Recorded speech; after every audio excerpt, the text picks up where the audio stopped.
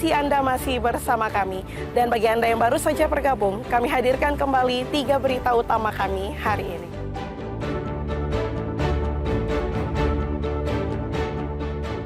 Terombang-ambing selama 45 hari di Lautan Pasifik, seorang nelayan asal Manado, Sulawesi Utara, ditemukan di perairan Jayapura.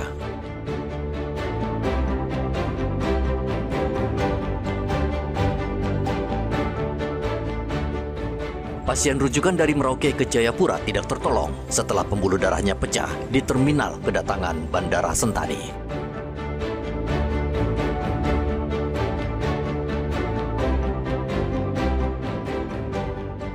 Ribuan pemudik manfaatkan program mudik gratis Pemprov Papua.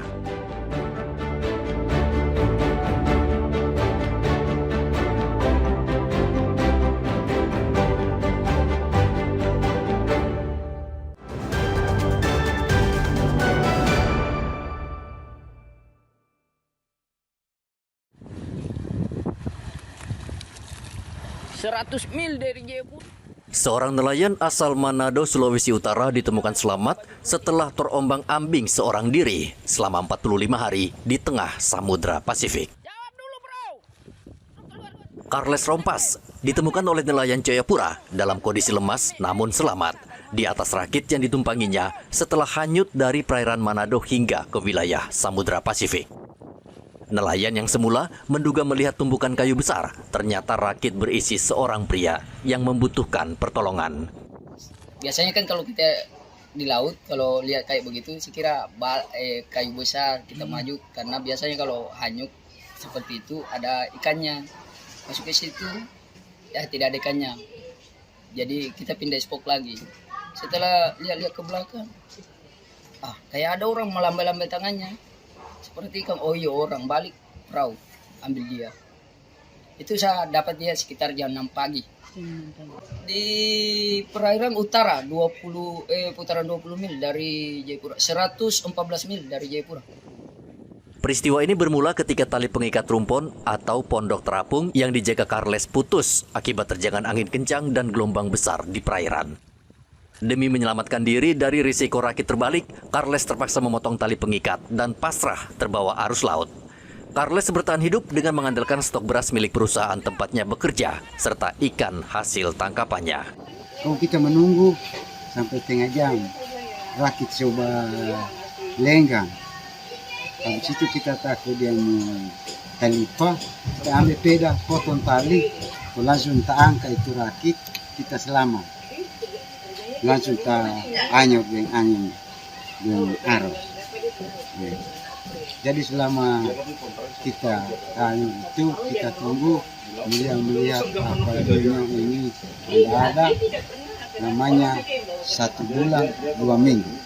1 bulan 2 minggu. Karena situ dia yang dapat kita punya laut. Carles Rompas saat ini dalam kondisi kesehatan yang stabil dan tengah beristirahat di rumah keluarga Buhari di kota Jayapura. Arthur dan Riantonai melaporkan dari kota Jayapura, Papua.